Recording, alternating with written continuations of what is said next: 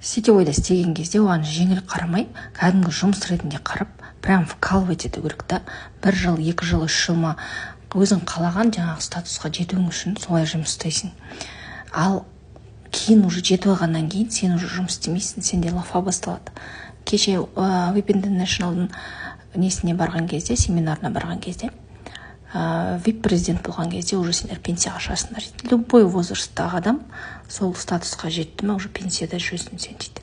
Сол шынымен ана VIP президенттермен сөйлесіп жатырмын, даже Royal президенттермен сөйлескен кезде, шынында да солай болады дейді. Уже адам тіркемейсің, ешкімді іздемейсің, анау командамен ондай бұрынғыдай қатты керемет жұмыс істемейсің.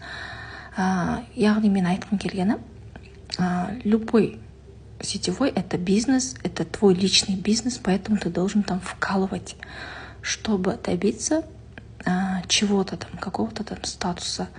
Ал қалған кезде уже сен жетіп алғаннан кейін сен уже спокойно өзіңнің рахат өміріңді сүріп жүре бересің да.